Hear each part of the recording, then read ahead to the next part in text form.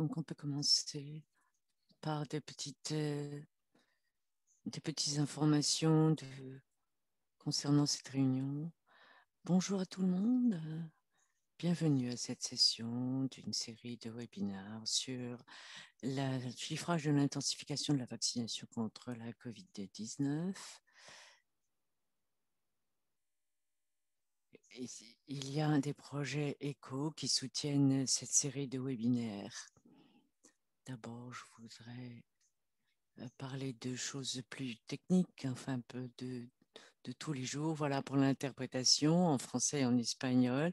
Donc, vous devez cliquer sur, sur le bouton interprétation. En bas à droite, c'est un petit globe et puis ensuite, vous sélectionnez la langue que vous voulez entendre. Et si vous voulez entendre uniquement la langue interprétée, eh bien, cliquez sur Mute Original Audio.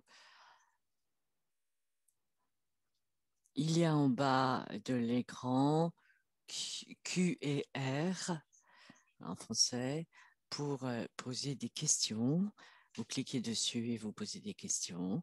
Ou bien ça, ce sont des questions pour le sujet dont on traite et puis les présentations. Et si vous avez des problèmes de logistique ou d'informatique ou si vous voulez le certificat de participation, utilisez la discussion.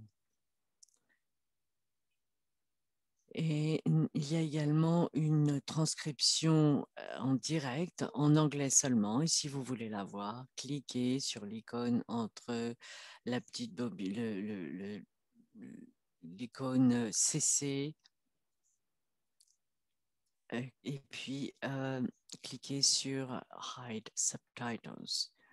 Concernant l'enregistrement et le certificat, enfin, l'attestation, on est enregistré et puis évidemment, vous consentez à l'être. L'enregistrement sera en anglais, en français et en espagnol et qui sera disponible sur notre site web et l'attestation de participation sera disponible auprès de l'Université du New Mexico par le lien qui sera dans le chat à la fin de la session, à peu près 15 minutes avant la fin de celle-ci. Et il y aura également un petit sondage très rapide qui prendra 3 ou 4 minutes pour avoir votre retour sur la qualité, par exemple, pour que nous puissions nous améliorer. Utilisation des données.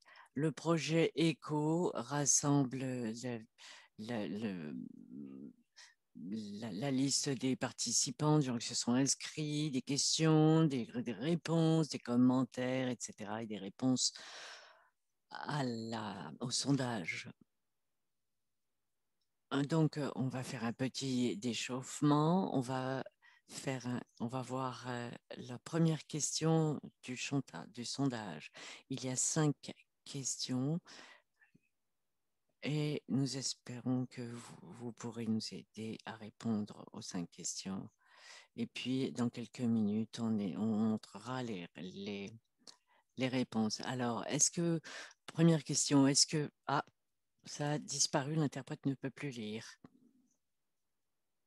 Voilà. Est-ce que vous développez ou est-ce que vous soutenez le développement du plan national de déploiement et de vaccination ou bien la stratégie financière de ce plan?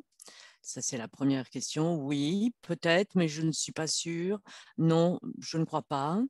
Deuxième question, est-ce que vous faites face à des défis concernant le chiffrage, la budgétisation et le financement du vaccin du COVID-19? Et troisième question, est-ce que euh, vous allez faire le chiffrage de cette vaccination contre le COVID?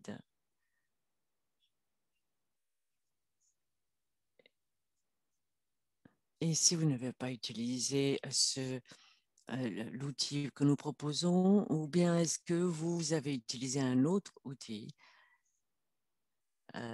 vous devriez utiliser seulement le CVIC, c'est-à-dire l'outil de chiffrage de l'introduction et du déploiement du vaccin contre la COVID.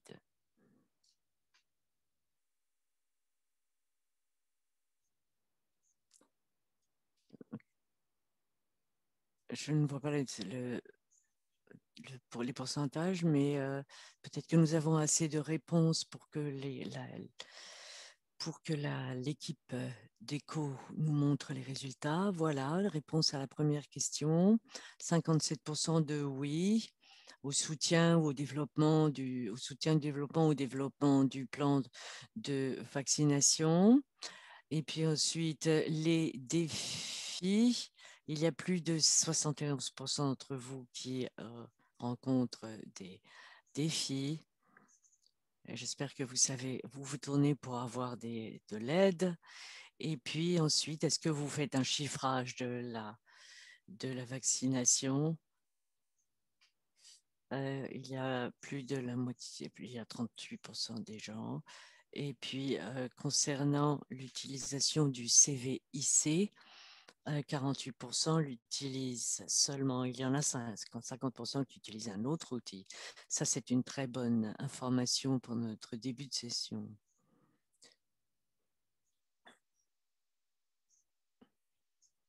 J'ai des annonces à faire.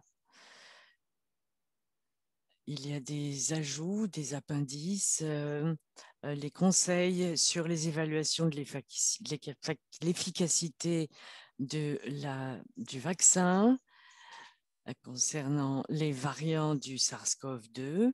Vous voyez le site. Et puis, il y a les questions cliniques, mini-CPIE, vaccination contre le Covid. C'est une étude clinique, semble-t-il. C'est achevé, est achevé, et donc vous aurez plus d'informations cliniques sur ce site. Alors, le chiffrage, c'est notre troisième session, et la semaine dernière, eh bien, nous avons tenu la même session. C'est une répétition aujourd'hui. Et si vous étiez là la semaine dernière, peut-être que vous allez trouver que les présentations sont les mêmes.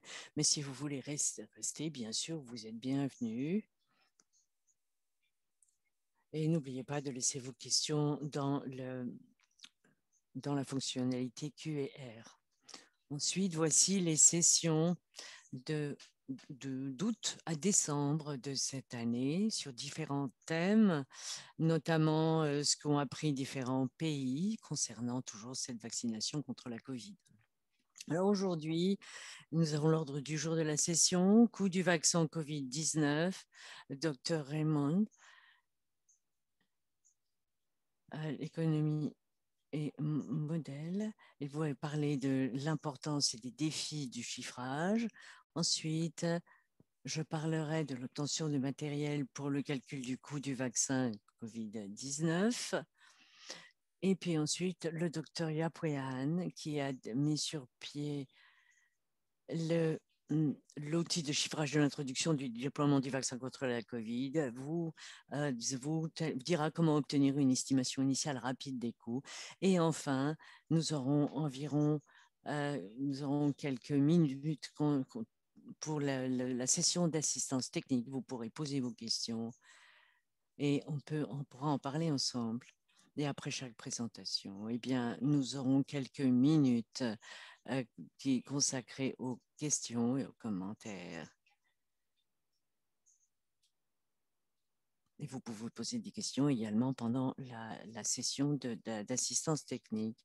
Le but de cette session, c'est d'introduire le CVIC, l'outil de chiffrage V2.2EZ et soutenir les pays sur le calcul du coût du vaccin COVID-19 pour la mise à l'échelle, pour l'intensification. Et à la fin, vous devriez comprendre l'importance d'un calcul soigneux des coûts de la vaccination par le COVID-19, être capable de générer rapidement des estimations initiales des coûts en utilisant le CIVIC V2.2EZ et clarifier les questions concernant le CIVIC 2.2 et apprendre à demander du soutien technique sur le calcul du coût.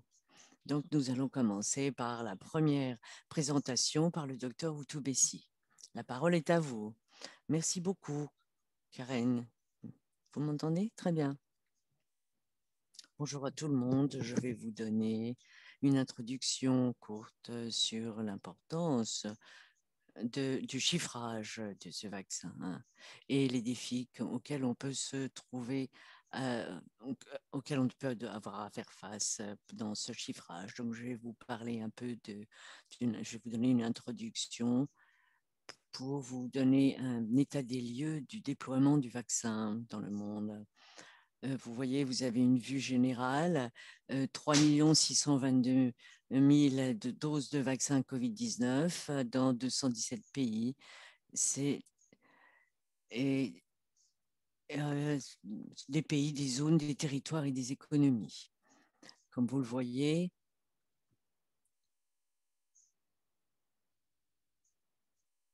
que les chiffres sont pour 100 habitants et vous voyez qu'il y a beaucoup d'inégalités. Il y a des zones en vert sombre et puis en vert très très clair.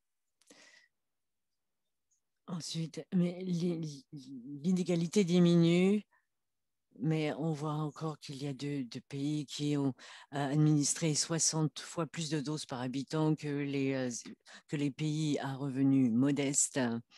Et vous voyez que on est passé de 10 000 de 10 000 fois à 62 fois plus. Ensuite, concernant les progrès de la vaccination en Chine et en Inde, eh bien, ils dépassent celui des autres membres de leur groupe de revenus respectifs, puisqu'il y a d'autres pays qui font partie de leur groupe de revenus. Vous voyez à gauche les doses cumulées à la semaine dernière. Et puis également, vous voyez les doses administrées pour 100 personnes. Et vous voyez également beaucoup d'inégalités, surtout pour les pays qui ont un revenu bas. Et en moyenne, c'est 44 doses pour 100 personnes. Ensuite, nous attendons, grâce au COVAX, une hausse de l'approvisionnement au quatrième trimestre. On estime que les pays de l'AMC 91 recevront 1,9 milliard de doses. Et vous voyez ici que la majorité de l'approvisionnement vient de COVAX, à presque 50%, et d'accords bilatéraux, 28%. Il y aura peut-être un approvisionnement supplémentaire de négociations en cours avec l'Union africaine. Donc, afin d'absorber de tels volumes de vaccins, eh bien, les pays doivent prendre des mesures dès maintenant. Par exemple, ils doivent commencer à planifier, mettre en place un financement opérationnel et augmenter le personnel de santé. Donc, je vais vous ensuite rentrer dans plus de détails. Je vais examiner les défis. Il faut que les pays aient un plan national. Et pour tenir compte de l'augmentation de l'offre, ils doivent notamment renforcer les équipements de la chaîne du froid, préparer la planification de la demande, également soumettre les besoins en matière d'évaluation des coûts.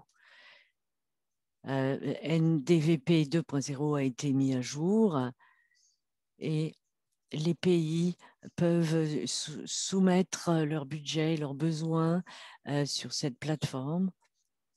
Également, il y a une manière systématique d'avoir une transparence totale des besoins des pays pour soutenir les demandes de financement externe. Vous pouvez voir quel financement, surtout extérieur, potentiel est disponible. Il y a un financement. Il y a plus de 2 milliards de dollars qui ont été promis. Mais il y a besoin encore de crédits pour l'intensification de la vaccination. Il y a des budgets vos demandes de budget doivent être téléchargées sur la plateforme. Vous voyez ici qu'il y a différents donneurs, il y a des agences, des donateurs bilatéraux, des fondations, l'UNICEF, l'USAID. Et maintenant, il faut des équipes techniques et des ressources humaines également. Et il faut beaucoup de ressources humaines et il faut travailler avec les acteurs humanitaires notamment. Et puis, vous voyez à droite le résultat d'une étude des coûts faits par l'UNICEF et vous voyez que plus de 3 milliards de dollars sont nécessaires, dont 2 milliards pour les ressources humaines.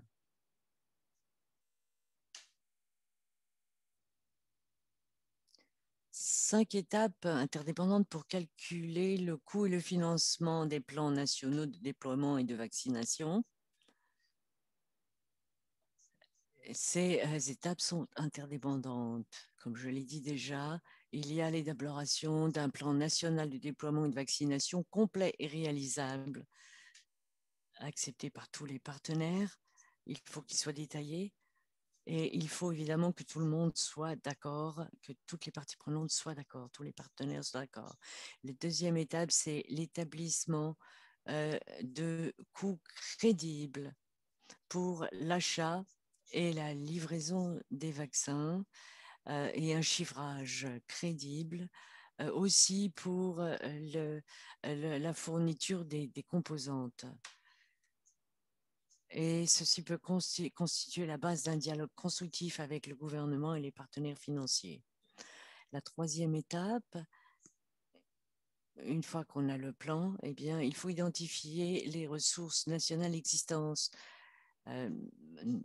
Elles peuvent être nationales, peuvent être extérieures, ces ressources. Et il faut engager les parties prenantes au sein et en dehors du secteur de la santé et dans les secteurs nationaux pour qu'ils amènent de l'argent. La quatrième étape,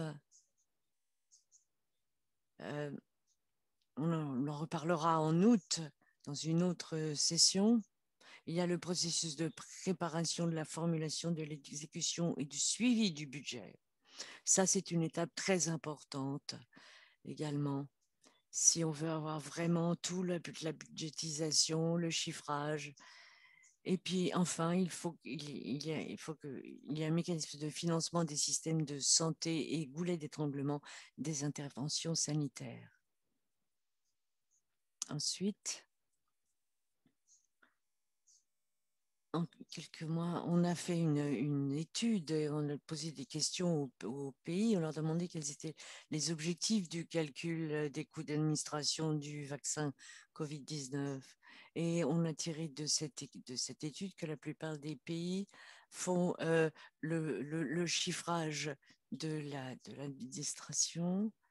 Et ça fait partie de la soumission du PNVS, du Plan national de déploiement et de vaccination. Pardon, PND. Il faut également ils ont répondu également qu'ils mobilisaient le financement des partenaires et également des ressources nationales et la planification stratégique de la vaccination.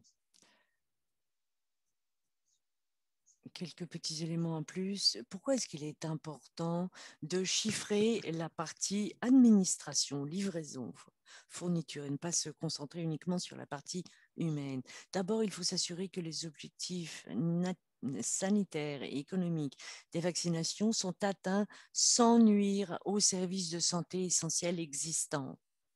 Vous ne devez pas détourner des ressources et des moyens d'autres services de santé. Et puis, il faut également identifier et évaluer les besoins en ressources et les ressources disponibles pour avoir une influence sur la mobilisation des ressources nationales, mais également avoir faire une demande de financement externe. Enfin, quand on voit le coût de la livraison, il faut optimiser les stratégies de prestation et les scénarios de couverture. C'est à ça que sert le chiffrage, à tout cela. Par exemple, comment atteindre différentes populations cibles et également concernant la couverture, qu'est-ce qui est réaliste dans les zones urbaines, dans les zones urbaines, dans les mois qui viennent, dans l'année qui vient. Et ça permet de minimiser les besoins financiers et le poids sur les services de santé. Et enfin, pourquoi faire ce chiffrage de livraison? Eh bien, c'est de identifier les goulets d'étranglement spécifiques et les lacunes financières, en particulier concernant les ressources humaines. Et la dernière raison, c'est de faciliter l'intensification de la vaccination qui protège les services de santé essentiels. C'est pour ça qu'on parle aujourd'hui de la partie administration, fourniture du vaccin. Donc, je vais retourner à l'étude. On a également demandé aux pays en général quels étaient les défis auxquels ils devaient faire face concernant le chiffrage. Et vous voyez les réponses, ils ont été plus ou moins d'accord. Ce sont des affirmations. Ce qu'on a vu, c'est que les pays ont des difficultés à faire le chiffrage et également faire des suppositions concernant les paramètres de déploiement des vaccins et également concernant le coût des doses. Il n'est pas facile d'avoir un bon outil de chiffrage. Et ça, c'est un des défis auxquels font face les pays. Il y a également le manque d'assistance technique et également trouver l'outil qui les satisfera. Et nous espérons que l'introduction de l'outil CEVIC va être profitable à tout le monde et va permettre d'aider les pays à chiffrer le coût de leur plan, puisque ce plan est tout à fait peut-être approprié par tout le monde et également par les différents pays. Et cela permettra aux pays de mobiliser les ressources, les moyens, mais non seulement au cours des mois qui viennent, mais également des années qui viennent, et de bien financer leur plan de vaccination contre la Covid. Je vais rendre la parole à Karine et je serai heureux de répondre à vos questions. Merci, Raymond. Est-ce que vous avez des questions? Je vois 2 commentaires dans le questions et réponses. Ce sont des commentaires intéressants. Le premier commentaire dit que le PNDV est plus approprié lorsque le pays n'a pas encore commencé son campagne de vaccination. Mais il devrait être, s'il est déjà sur pied, il devrait être modifié pour s'adapter aux besoins du pays. Et que c'est peut-être le bon moment de modifier ce plan. Je pense que c'est tout à fait pertinent. Raymond, est-ce que vous voudriez faire un commentaire? Non, non. Je pense que c'est tout à fait correct. Je suis d'accord. C'est bien de mettre à jour le PNDV, le Plan national de développement et de vaccination. Et presque pour la plupart des pays mettre sur pied un plan de ce genre-là. Et cela permet à beaucoup de pays d'intensifier leur plan, d'intensifier l'administration. Est-ce qu'il y a d'autres personnes qui voudraient faire un commentaire?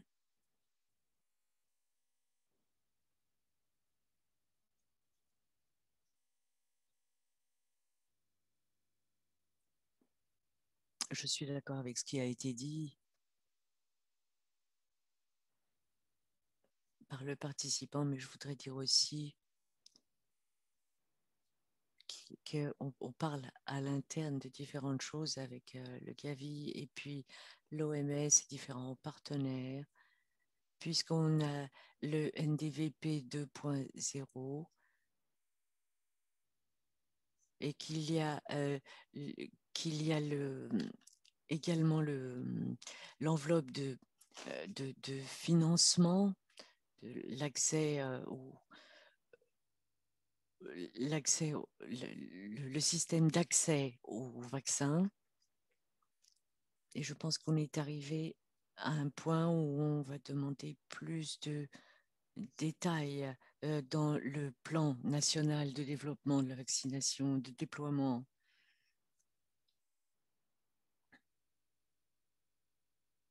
Et je pense que le comité se penchera sur ces détails pour voir sur quelle échelle tel ou tel pays a l'intention de vacciner.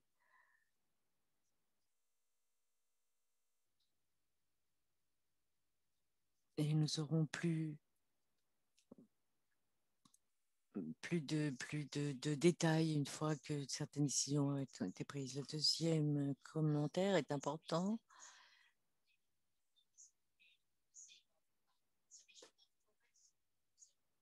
On est prêt pour une livraison de COVAX.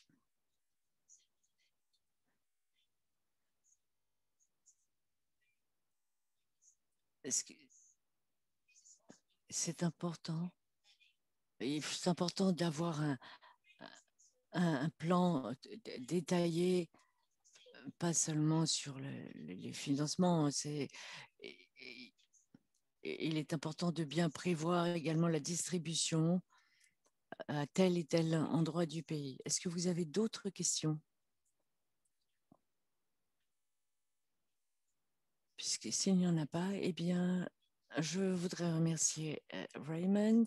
Vous devez partir, je crois. Vous avez une autre réunion. Donc, si vous avez d'autres questions à poser à Raymond, eh bien, vous pouvez les poser euh, à la fin de la session. Avant de commencer ma présentation, je voudrais vous montrer une vidéo concernant l'importance du chiffrage et également sur la façon dont un outil de chiffrage peut vraiment vous aider à savoir combien va vous revenir votre campagne de vaccination.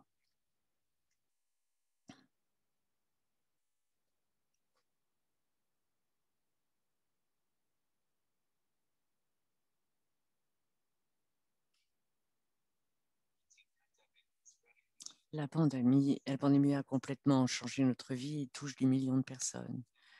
Après plus d'une année d'angoisse et d'incertitude, le vaccin est enfin là. Il faut encore faire beaucoup travailler, mais il y a la lumière au bout du tunnel. Il faut vacciner un maximum de personnes le plus vite possible, mais pour le faire, eh bien, les personnes doivent mettre sur pied des plans de déploiement et également trouver des ressources. Mais il faut d'abord savoir combien ça va coûter. Et donc, il faut que le chiffrage soit tout à fait transparent, soit tout à fait crédible et plausible et prenne en compte les différentes stratégies de distribution. Et le chiffrage doit être fait en même temps que la mise au point du plan national de déploiement et de vaccination. Et il faut rester dans le cadre du budget disponible. Sinon, ça peut être très, très difficile. Ça peut être un défi, une gageure qui prend beaucoup, beaucoup de temps et d'énergie. C'est un peu comme monter un puzzle. Il y a beaucoup de pièces, mais on ne voit pas tout de suite quelle va être l'image générale. Donc, pour l'UNICEF et l'OMS ont développé le CVIC, outil de chiffrage de l'introduction du déploiement du vaccin contre la COVID. C'est le CEVIC. C'est une plateforme avec beaucoup d'éléments concernant les pays qui sont préchargés et cela vous permettra d'utiliser des données moyennes. Il y a des données démographiques, épidémiologiques, géographiques, logistiques, sanitaires et également concernant les ressources humaines. Comme ça, là, avec ces données déjà préchargées, vous passerez moins de temps à mettre au point votre chiffrage. Mais vous pouvez remplacer certaines données par les données qui concernent réellement votre pays. Et différentes parties prenantes peuvent participer à la mise au point de ce plan et au chiffrage. Si vous utilisez bien toutes les capacités de votre étude, de votre équipe, eh bien, vous pourrez résoudre tous les problèmes.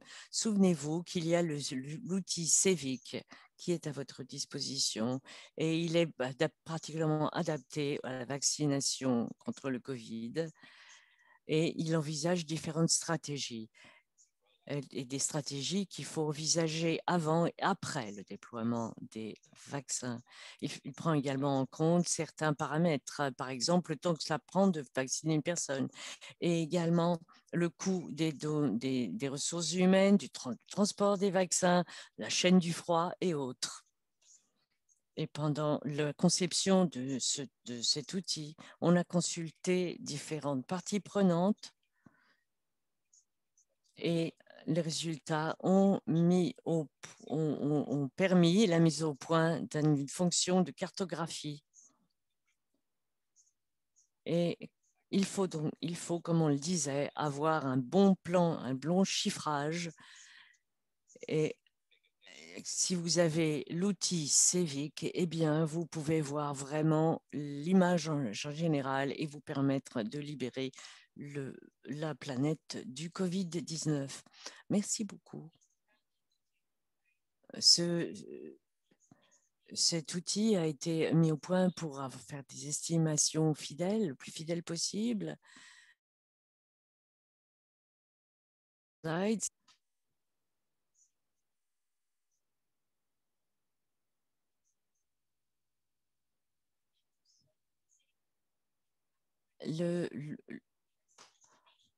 À quoi sert-il?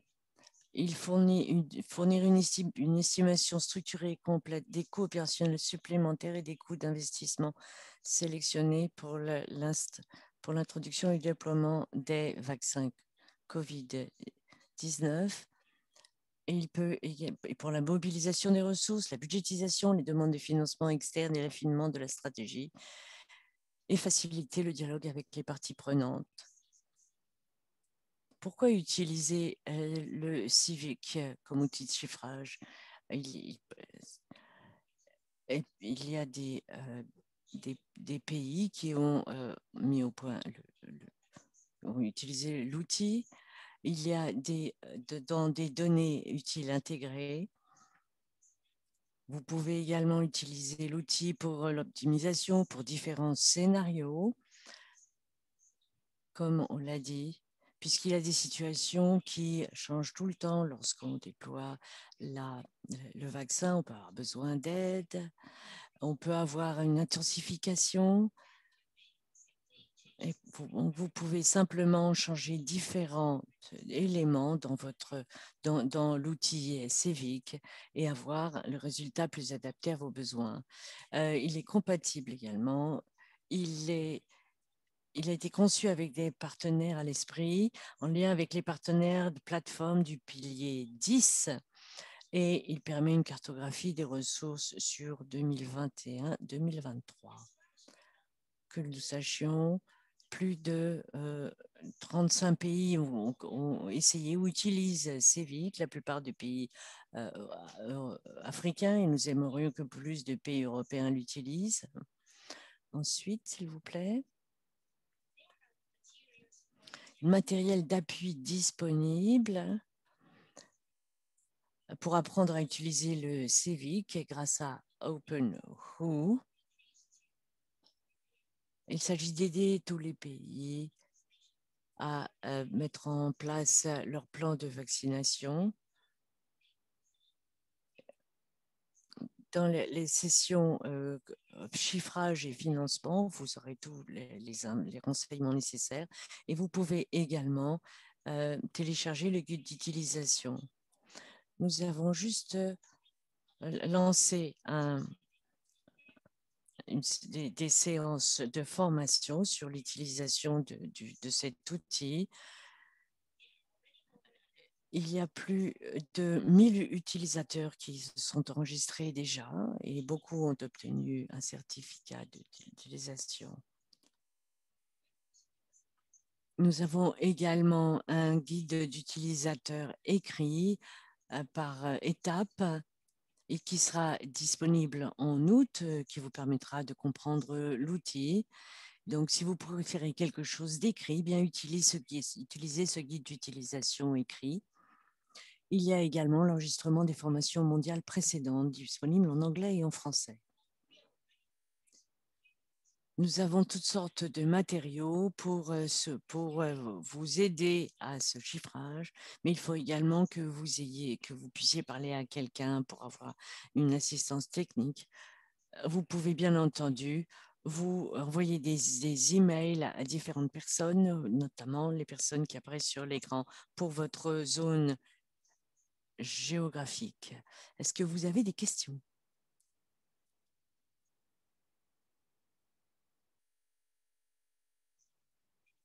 Si vous avez des questions, sentez-vous libre de l'inscrire dans Q&R.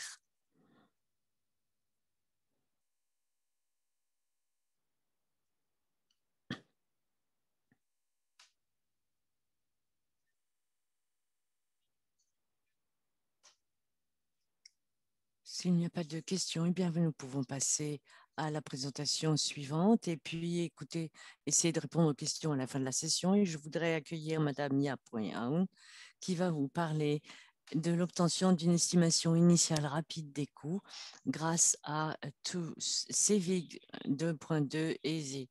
Bonjour, bonjour Karine, bonjour à tout le monde. Je voudrais vous parler de l'outil Civic 2.2 qui vous permet d'obtenir une estimation rapide des coûts.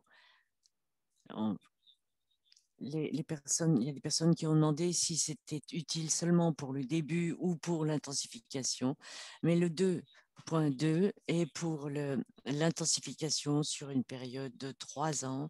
Donc, non seulement vous pouvez estimer les coûts de déploiement initiaux, mais également les coûts plus tard, lorsque vous pourrez intensifier la campagne ou même vacciner toute votre population une deuxième fois. Et vous pouvez également opérer ces différents changements dans l'outil, comme par exemple la population cible. C'est très, très facile d'opérer des changements dans cet outil. Donc, Civic a été conçu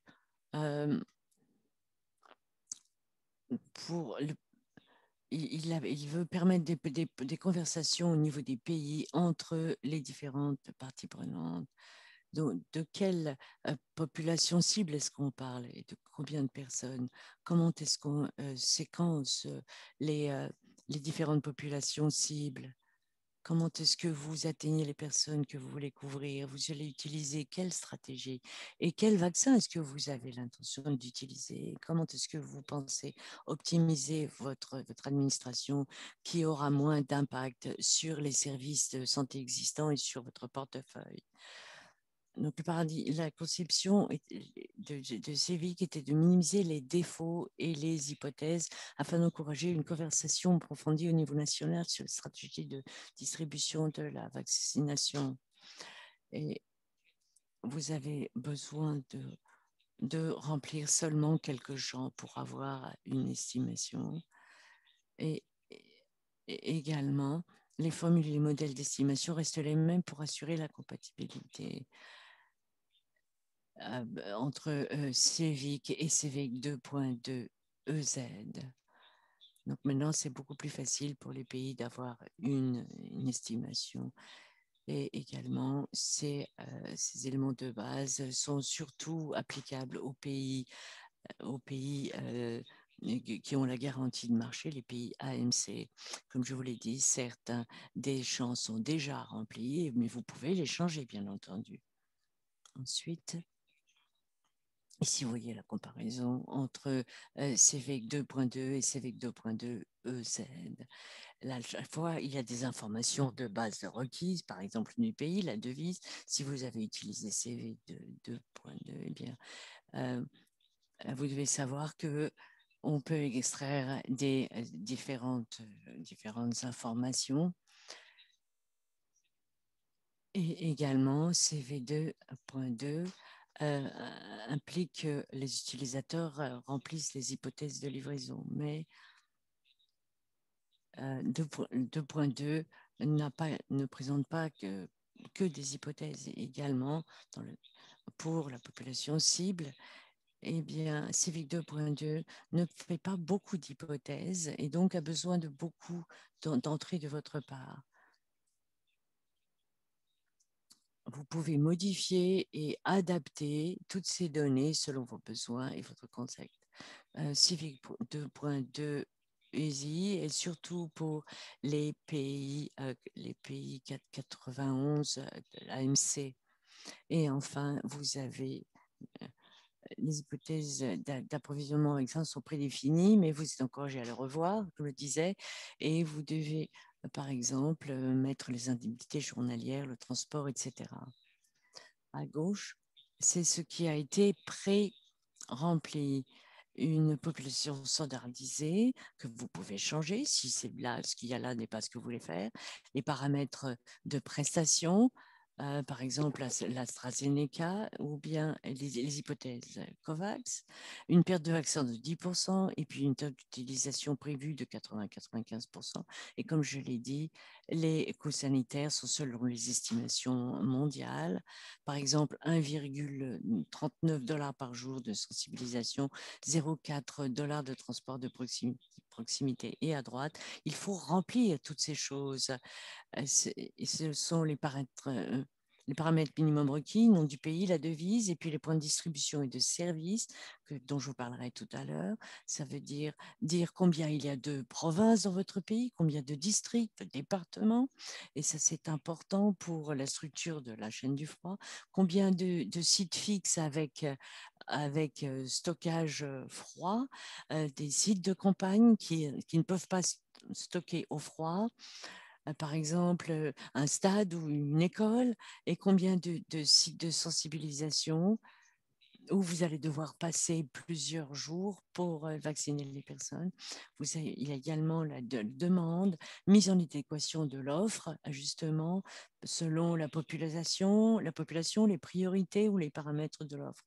Ceci est expliqué en détail dans le cours de l'OMS. Ensuite, je voudrais rappeler que il s'agit d'une estimation rapide des coûts initiaux.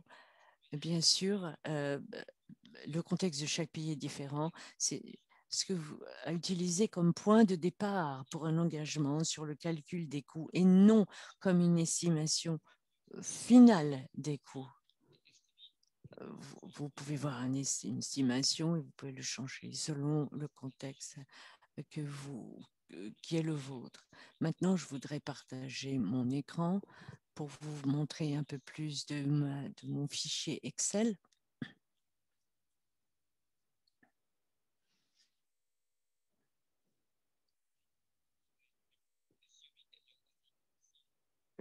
J'imagine que vous pouvez voir cette feuille. Il s'agit donc de l'outil Civic. Ce sont des éléments qui peuvent être mis à jour. Il faut que vous alliez dans les données, puis rafraîchir. Et puis, vous aurez une mise à jour de la base de données sur le vaccin et vous verrez les différents vaccins apparaître fournis par l'OMS. Et comme d'habitude, eh bien, regardez les disclaimers Et puis, je vais vous parler également des éléments qu'il faut que vous mettiez. Le nom du pays, ça c'est très facile. Vous voyez, il y a un menu déroulant. Par exemple, je choisis l'Algérie, puisque ça commence par A, c'est facile à trouver. C'est un pays AMC également. Et vous devez également spécifier la devise. Mais une fois que vous avez spécifié Algérie, eh bien, il y a beaucoup d'informations sur l'Algérie qui apparaissent, des informations démographiques entre autres, et vous n'êtes pas obligé de les chercher, de les rentrer. Mais il faut dire quelle est la devise du pays. N'oubliez pas que cet outil est bidevise, donc vous pouvez toujours mettre le dollar américain plus la devise que vous choisissez. Là, il s'agit du dinar algérien.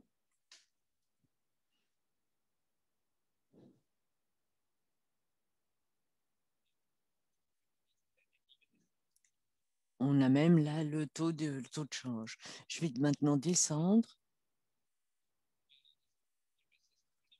Vous voyez, tout le reste a été rempli déjà. Et vous pouvez descendre rapidement à une estimation des coûts. Et ça fait partie du cours de l'OMS dont je vous ai parlé, donc je ne vais pas faire un doublon. Donc, vous avez les paramètres de livraison. D'abord, on vous demande la première division du territoire, par exemple un État ou une province. Il y en a 20 en Algérie. Et puis ensuite, combien de districts est-ce qu'il y a? Qui est le niveau plus bas? C'est une division administrative. Il y a 200 districts. Et vous voyez que dès que j'ai mis 200, eh bien, on a eu OK qui est devenu vert. Ça veut dire que le chiffre est correct. Et si ça reste toujours en rose, eh bien, ça veut dire qu'il faut faire des recherches pour avoir le bon chiffre. Ensuite, c'est sur les sites fixes qui disposent d'une réfrigération, par exemple les cliniques, les hôpitaux qui ont déjà une chaîne du froid. Et là, je vais dire qu'il y en a 1000. Et puis ensuite, concernant les sites de campagne qui sont des sites fixes, mais qui ne disposent pas de réfrigération, par exemple une école, je vais dire qu'il y a 100 sites de ce style. Et puis également, il y a des sites où se rendront des équipes mobiles. Donc, je mets qu'il y en a une centaine aussi. Donc, maintenant, j'ai rentré toutes les données. Et maintenant, je peux descendre. Je peux cliquer sur Résultats en haut pour avoir la page des résultats. Et on a déjà une estimation des coûts initiaux. Et il y a quelqu'un qui demandait, mais pour l'intensification, non. CVIC couvre tout le plan de vaccination jusqu'en 2023.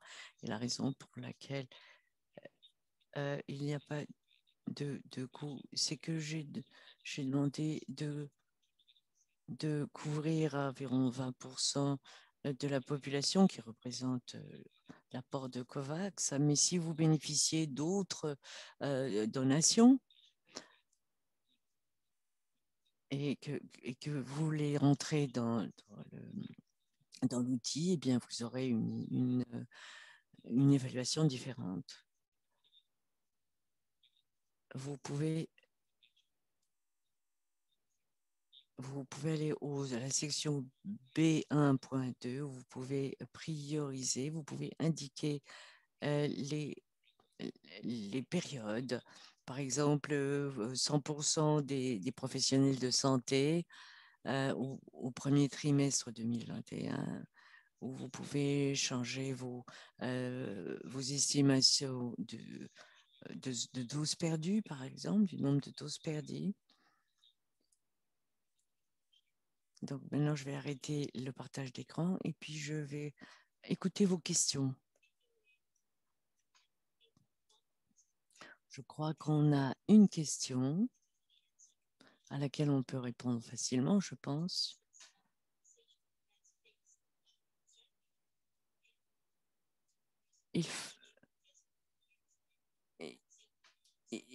on nous a recommandé un certain nombre de vaccins, mais nous avons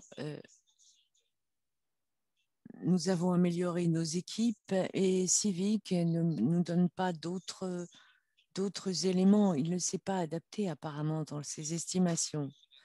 Donc, si je comprends bien, nous voulons vacciner la population en 2 semaines. On ne veut pas mettre 6 mois. On veut vacciner tout le monde en 2 semaines. Évidemment, cela nécessite des ressources humaines plus importantes. Et c'est couvré dans l'outil Civic. Ça fait partie de la personnalisation poussée. Il y a une personnalisation dans l'un des onglets, le B5, où vous pouvez changer les modalités d'administration. Il y a un défaut, bien sûr, il y a une valeur par défaut, mais vous pouvez la changer. Vous pouvez dire que là, dans l'outil, il y a ces 100 jours, la vaccination, mais évidemment, vous pouvez descendre à 15 jours si vous voulez. Puisqu'on on a un peu de temps, que je n'ai pas beaucoup de questions, je peux vous montrer dans l'outil même.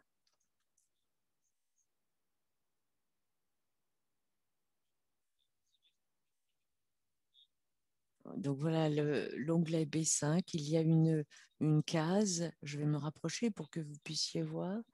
Par défaut, l'outil veut finir la vaccination des établissements fixes dans 115 jours, mais vous pouvez changer ça. Vous pouvez mettre 15 jours si vous voulez. Donc, il y a une personnalisation possible et peut-être que on ne s'attend pas à ce que les gens sachent utiliser ça tout de suite, mais on s'attend, surtout pour la personnalisation poussée, on s'attend à ce qu'ils nous contactent. Vous avez pu voir il y a quelque part les adresses e-mail des personnes que vous pouvez joindre pour avoir différents éléments de soutien. Voilà, là-bas. Merci. Je pense que ce serait. Je pense que c'est bien d'utiliser Civic et vous pouvez y mettre différents scénarios. Vous pouvez changer différentes stratégies selon ce qui vous convient. Les questions suivantes maintenant. Il y a des questions qui n'ont pas les bonnes statistiques de base. Donc, comment est-ce qu'ils peuvent faire ces pays quand ils veulent utiliser le CEVIC?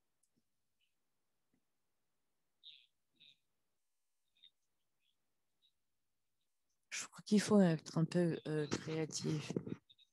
Il y a deux parties à cette question. D'abord, on dit qu'il peut y avoir des coûts supplémentaires dans des endroits fragiles ou des zones de conflit. Le son s'est effacé, l'interprète a du mal à suivre. Et le système sait si votre pays est un pays FCA ou non. Imaginez que vous ne sachiez pas vraiment quel est le coût à l'unité. Donc, comment est-ce qu'on peut remplir la case là-dessus dans l'outil? Vous pouvez utiliser différentes stratégies. Vous pouvez commencer par une estimation globale. Vous pouvez regarder quelles stratégies actuelles de vaccination sont utilisées. Il y a très peu de pays qui ne vaccinent pas du tout. Et vous aurez des estimations des coûts de base. Et puis,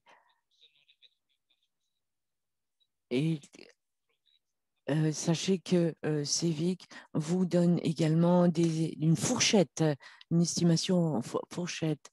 Par exemple, pour prendre en compte le temps supplémentaire passé par les soignants. Donc, vous avez une fourchette. Donc, n'hésitez pas à me reposer la question par écrit si j'ai mal répondu. ou si ma réponse est incomplète. Il y a d'autres questions?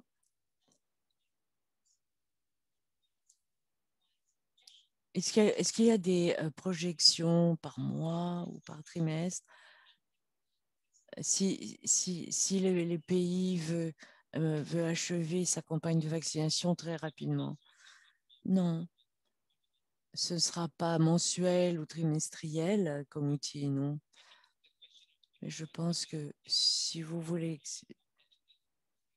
l'outil ne vous force pas à vacciner tout le monde en 6 mois.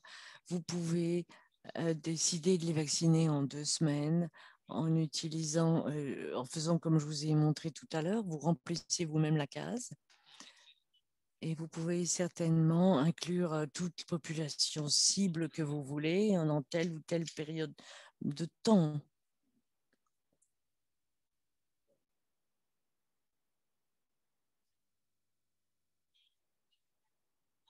Si vous avez d'autres questions, vous pouvez les mettre dans le QR.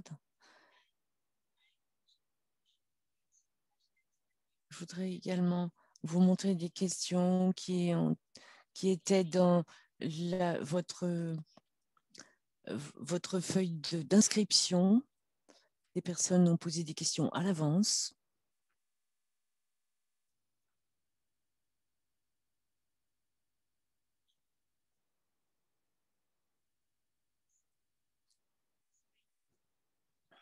Voilà, la première question.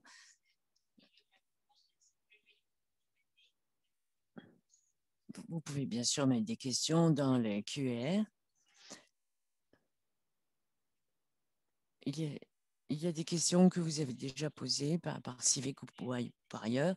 Première question, comment préparer un budget réaliste compte tenu des nombreuses inconnues?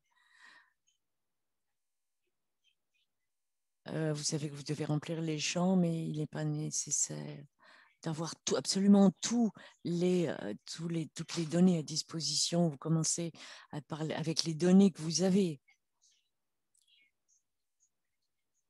Et là, également des réponses à des questions qui ont déjà été posées. Dois-je connaître tous les coûts et tous les articles et intrants pour utiliser le CEVIC? Non. Pour faciliter les estimations, il existe des bases de données sur les coûts standardisés de certains intrants tels que les EPI, les vaccins, la logistique ou la chaîne du froid que l'on peut trouver en ligne, par exemple la base de données de l'UNICEF ou des estimations nationales des coûts de prestations de services basés sur d'autres déploiements de vaccins. Je pense que pour les 2 premières questions, pourquoi est-ce que vous n'essayez pas d'utiliser CEVIC? La deuxième question, c'est comment estimer les coûts à long terme de manière plus complète? Nous essayons d'inclure des estimations pré-remplies avec l'aide de l'UNICEF, entre autres, et CEVIC doit couvrir au moins un moyen terme, un coût sur 3 ans à peu près. Et je ne dirais pas que CEVIC va couvrir euh, tout le moment où on devra vacciner les personnes contre la COVID-19, puisqu'il y a encore beaucoup d'incertitudes, beaucoup d'inconnus. Je ne pense pas que oui, le CEVIC puisse faire des prévisions à des années. Il y a d'autres questions. L'évaluation des coûts sera-t-elle adaptée au niveau infranational? Dans l'outil principal, il n'y a pas de répartition par région, puisque c'est un outil national. Mais il y a beaucoup de gens qui ont demandé des estimations pour telle ou telle province. Donc, ce qu'on a fait, c'est qu'on a fait une autre version de cet outil pour différentes régions et des territoires. Et vous pouvez vous nous demander par email. Et vous aurez probablement besoin d'aide pour utiliser cette version. La différence, c'est que dans le CEVIC, si vous sélectionnez le pays, l'outil, c'est déjà tout sur le pays, mais pour les régions, les provinces, évidemment, l'outil ne dispose pas des données locales.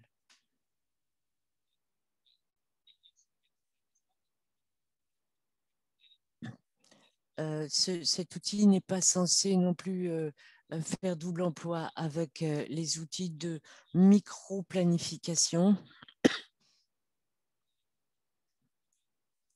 Vous pourriez avoir 100 districts et un district a un réfrigérateur et l'autre un congélateur. Donc cet outil ne vous demande pas beaucoup d'informations sur la population et ce qui est disponible dans tel ou tel district avant d'avoir une estimation. C'est un outil très rapide qui nécessite peu d'informations d'entrée. Je crois qu'on a d'autres questions sur la mobilisation. Comment mobiliser les moyens? Il y a différentes questions là-dessus. Qui sont les partenaires vers lesquels se tourner pour mobiliser les moyens et les ressources? Je ne sais pas qui peut répondre à cette question. Les partenaires pour mobiliser les ressources, les moyens. C'est Diana. D'immunisation, je peux essayer de répondre.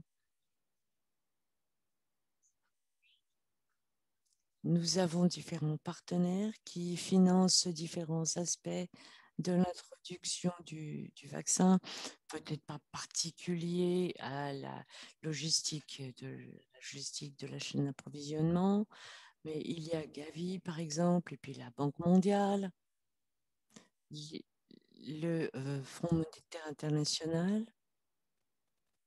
Donc, il y a différents partenaires multilatéraux. Il y a des donateurs multilatéraux ou bilatéraux qui offrent un appui à l'intensification de la vaccination. Et il y a également différentes enveloppes pour tel ou tel pays cible. Et je pourrais mettre ça dans le chat si vous voulez.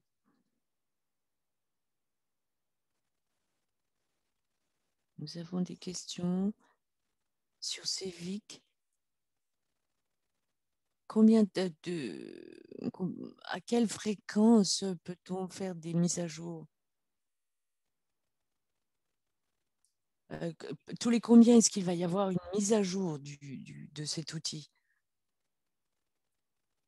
Je ne suis pas sûre de ce que dit la question, mais je vais répondre 3 choses qui peuvent être mises à jour.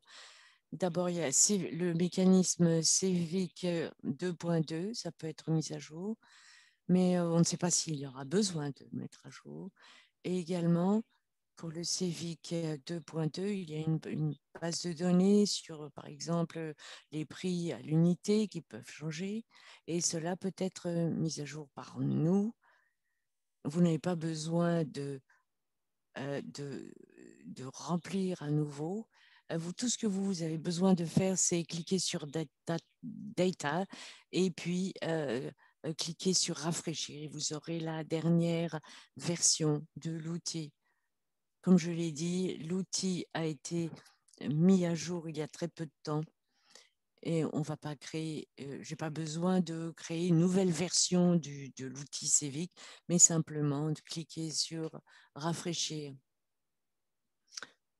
Donc, ces parties seront mises à jour quand on aura différentes données sur les vaccins. Il y a également des mises à jour en fonction du programme de vaccination, du contexte national. Vous verrez que vous aurez très peu de choses à changer. Par exemple, augmenter la population cible.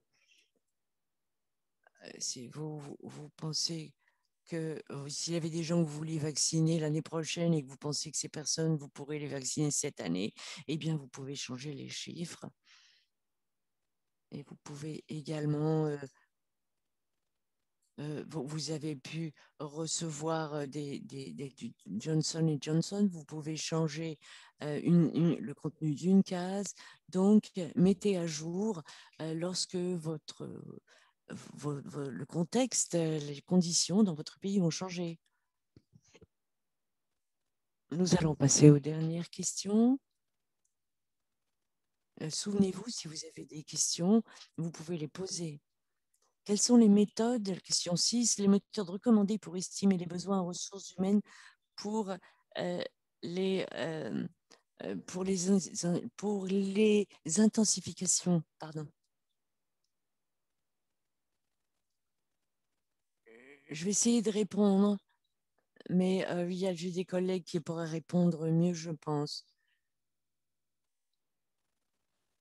Je vais vous parler de l'estimation d'abord. L'outil décide combien d'effectifs on a besoin selon les hypothèses que vous avez mis. Vous n'avez pas besoin de dire à l'outil de combien de personnes vous avez besoin. Mais ce qu'il faut que vous entriez, si vous voulez, le, c'est les ressources, les effectifs dont vous disposez déjà. Et quel pourcentage de ces ressources humaines peuvent être redéployées sans mettre en danger les services de santé essentiels.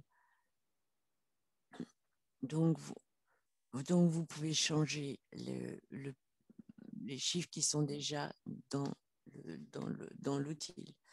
Et l'outil, par exemple, vous dit que vous avez besoin de 1000 personnes. Mais vous ne pouvez redéployer que 100 personnes. Et donc, il y aura une augmentation de capacité nécessaire de 900 personnes. Pas seulement et donc il faut de l'argent, pas seulement pour la formation, mais également pour s'occuper de l'administration des vaccins. Donc, je pourrais poser la question à mes collègues. Donc, je vous ai expliqué ce que l'outil fait. Il permet d'estimer les coûts complémentaires pour, pour la campagne que vous voulez mener, notamment le redéploiement de vos effectifs sanitaires. C'est assez facile parce qu'il y a des personnes qui disent, mais si on réduit la campagne à 2 semaines, quelles sont les implications? Pourquoi est-ce que elle ne dure pas un mois? Eh bien, avec cet outil, vous pouvez changer une chose, 10 jours, 20 jours, et vous verrez les implications en termes de coûts. C'est ça l'avantage de l'outil.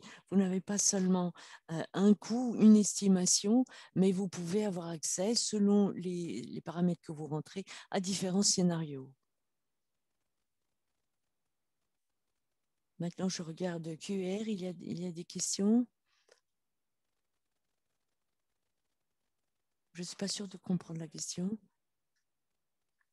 Si on a besoin de conseils à l'avenir, comment est-ce que le pays peut recevoir ces conseils?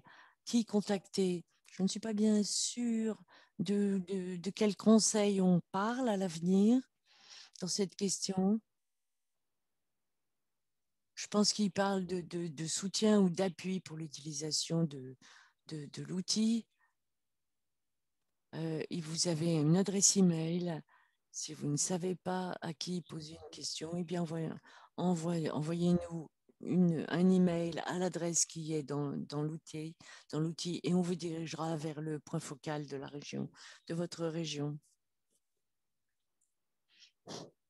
Est-ce que vous pouvez me donner l'adresse email maintenant? Comme ça, je vais pouvoir la mettre dans la discussion. C'est CVIC Costing. CVI Costing who.int.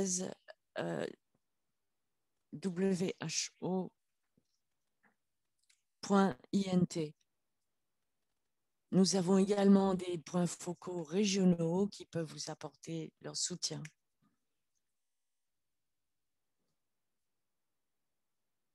Donc, nous sommes très amicaux, donc ne vous inquiétez pas, n'ayez pas peur de nous joindre dans votre tâche et à vous aider. Nous voulons vous aider dans votre tâche.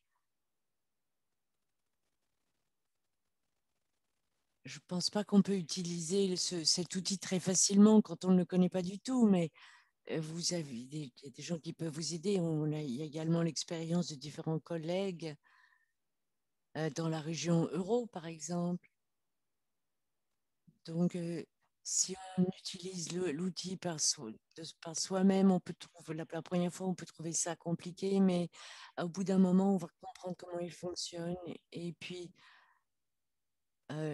si on a reçu des conseils, du soutien d'autres personnes, eh bien, c'est pas si difficile de l'utiliser, vous verrez. Maintenant, là, comme je vous l'ai dit, la plupart des données se figurent déjà dans l'outil. Et donc, il est très facile d'utiliser l'outil pour avoir une estimation initiale rapide.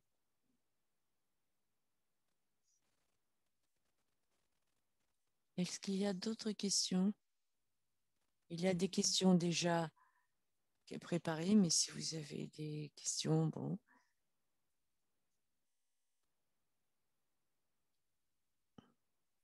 Par exemple, puisqu'on attend les questions, je ne sais pas si c'est une bonne idée de partager l'écran. Je pense que c'est bien de montrer aux gens, ils peuvent télécharger l'outil Civic, donc l'outil de chiffrage. Je pense qu'on pourrait faire ça, puisque si, ça peut être intéressant. Vous voulez dire télécharger le Civic sur la plateforme des partenaires. Oui, il s'agirait de montrer où on peut trouver le Civic. Ce sera utile pour les gens lorsque le Gavi aura publié ses directives.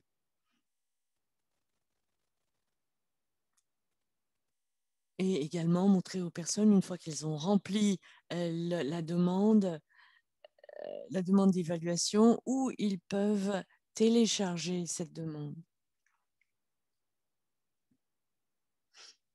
Je voudrais expliquer quelque chose. Nous voulons que cet outil soit compatible avec la plateforme des partenaires et la région pour laquelle on veut le rendre vraiment facile à utiliser. Une fois que vous avez rempli CV 2.2 ou ou CV 2.2.EZ, eh bien c'est simple, allez sur le site web et puis vous inscrivez, vous téléchargez simplement la demande Excel sous forme de fichier Excel telle qu'elle est. Donc, c'est très, très facile.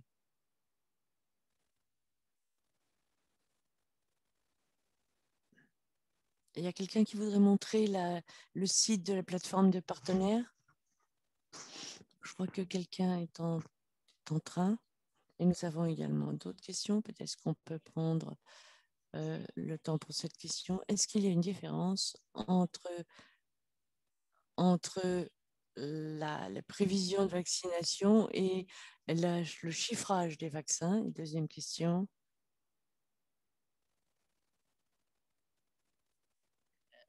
les ressources qu'on a peut-être ne sont pas adaptées à l'évaluation des coûts. Donc, comment est-ce qu'on peut les adapter?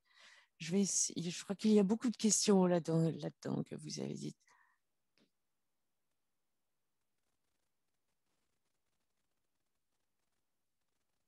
Peut-être que les prévisions dont parlait la question aient lieu avec la disponibilité à l'avenir, mais Civic n'est pas un outil de planification, micro-outil. Est-ce quand vous avez le micro-outil, eh bien là, c'est différent. Il faut que vous rentriez les noms de tous les districts. Civic n'a pas besoin de ce genre d'informations. Mais il comprend toutes les catégories, euh, tous les éléments pour l'estimation et pour tous les vaccins. Il y a une autre série de questions sur le financement des vaccins auxquelles je pense ma collègue peut répondre. il y a R2 Tab, un onglet particulier qui peut être utilisé pour parler avec des partenaires, pour décider quel, quel partenaire décide de financer quoi, quelle ligne de dépenses. Et s'il y a, par exemple, un partenaire peut vouloir couvrir telle ou telle région et que le pays nationalement peut couvrir telle ou telle dose, eh bien, du point de vue de l'outil, eh bien, la question sur le financement est plus vaste. Donc, s'il y a des collègues qui veulent bien prendre ma place, je ne sais pas s'il y a d'autres collègues disponibles concernant le financement.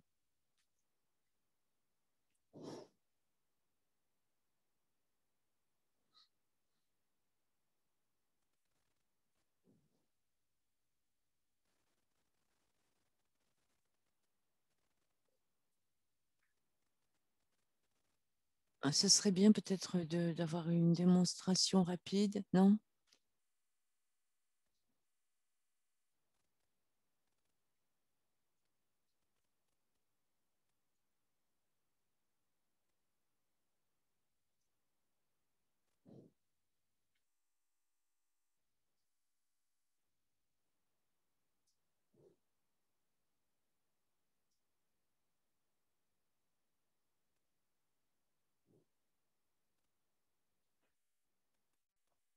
Je vais partager mon écran.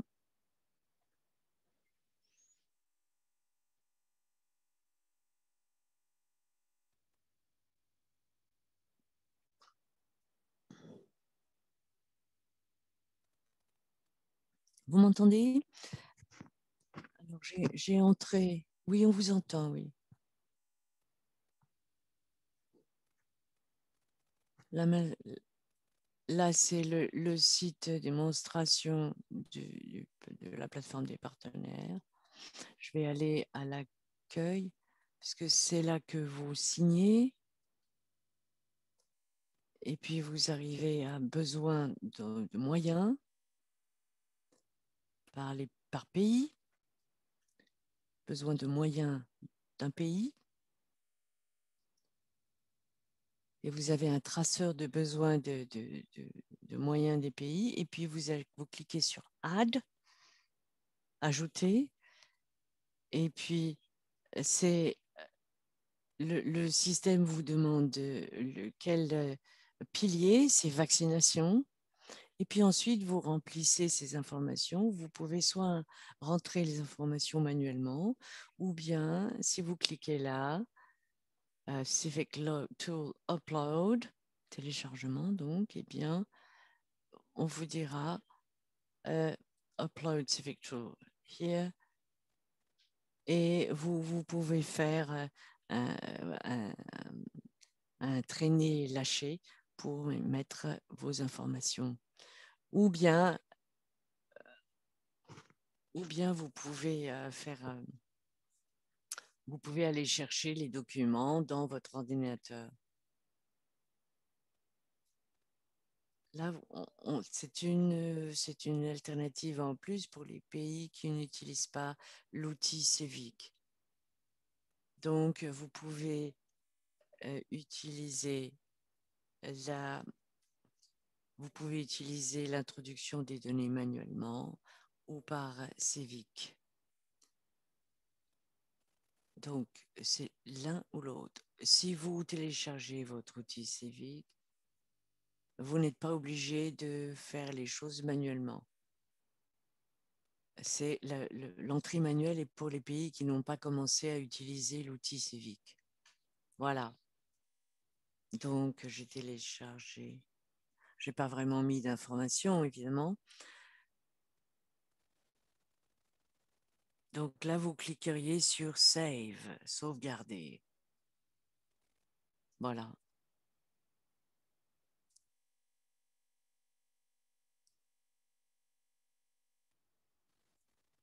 Merci, Louis. j'essaie de répondre à des questions dans le chat.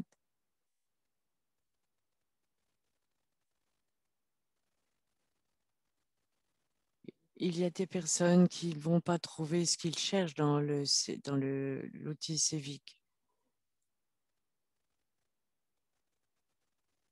Ça veut dire que vous êtes dans la base de données. Vous pouvez donc mettre à jour l'outil. Vous pouvez cliquer sous les données. Vous pouvez cliquer rafraîchir. Et la base de données peut être mise à jour. Peut-être que vous pouvez faire une démonstration. Vous n'êtes pas obligé de télécharger une nouvelle version de l'outil. Tout ce que vous avez à faire, c'est cliquer sur data et puis cliquer sur rafraîchir tout. Mais je l'avais déjà rafraîchi. Donc, on a une mise à jour du 26 et il y a un U qui veut dire updated. Donc, ça a été mis à jour et ça a été bien fait. Et donc, je vais vous montrer le Sinopharm, les vaccins Sinopharm. Peut-être que les noms ne sont pas familiers, ils ne s'appellent pas Sinopharm, mais Vérocel de l'Institut de biologie de Beijing. Donc, vous verrez, tous les vaccins se trouvent là. Je voulais juste confirmer. Et comment est-ce qu'on y a accès? Eh bien, c'est très facile grâce à l'outil Civic. Vous choisissez la vaccine que vous voulez.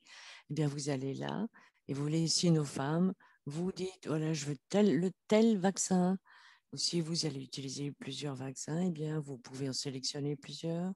Par exemple, pour la sensibilisation, eh bien, je veux une seule dose, je veux Johnson & Johnson. Donc, vous pouvez passer de l'un à l'autre.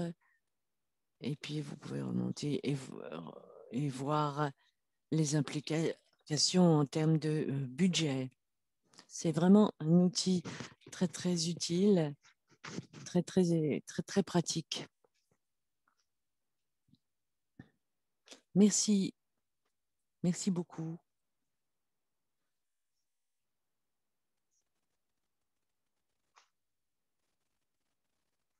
Maintenant, nous allons passer à la dernière partie, c'est-à-dire le sondage qui va contenir vos retours. Si vous avez d'autres questions, mettez-les dans les QR. Et voilà donc le sondage de retour. Il y a 4 questions.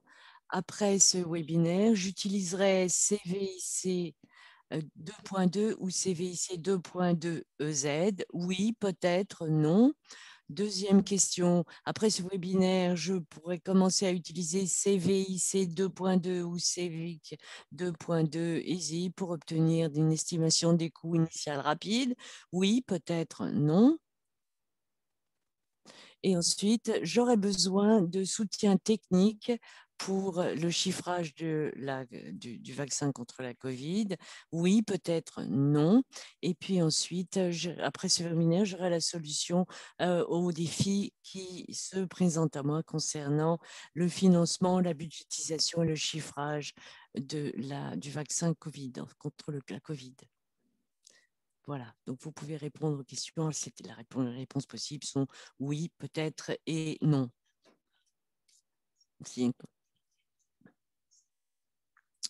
Écoute, l'équipe ECO peut nous montrer les réponses s'il y a suffisamment de réponses. Voilà, donc à la première question, à la première affirmation, j'utiliserai CIVC 2.2 ou 2.2 Z. 50% disent oui, 45% disent probablement, peut-être bien. Et il y a pas mal de gens qui auront besoin de soutien, 73%. Et si vous n'utilisez pas l'outil Civic, ce serait bien de nous dire dans le chat quel outil vous utilisez si vous n'utilisez pas Civic. Et puis, donc, 45% des gens disent qu'ils vont commencer à utiliser le Civic pour avoir une estimation rapide. Très bien. Et enfin, 45% pensent que leurs défis ont été résolus par la participation à ces webinaires et ça, c'est très, très bien. Si vous avez encore des questions, des difficultés, eh bien, posez-nous les questions. Et s'il y a quelque chose qui n'est pas lié au chiffrage,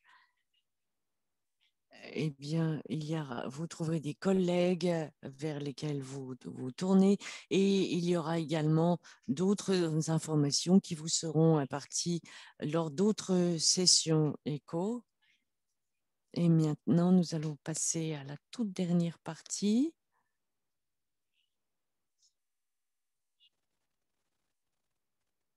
Vous voyez là les différents matériels dont vous pouvez avoir besoin, y compris les enregistrements et puis les slides. Si vous avez des questions après la session, vous pouvez écrire, vous pouvez poser des questions sur TechNec 21. Et vous trouverez les enregistrements de cette session en anglais, en français et en espagnol lors de la dernière semaine d'août. Et nous aurons donc une session en août sur le financement. Merci beaucoup de votre participation. Nous avons hâte de vous revoir et sentez-vous libre de nous nous contacter. Merci aux interprètes et merci à l'équipe ECHO. Et toutes les questions auxquelles on n'aurait pas répondu seront disponibles et celles qui n'ont pas reçu de réponse ou quand la session sera communiquée aux experts techniques qui répondront et les réponses seront partagées par courriel. Merci à tous. Au revoir.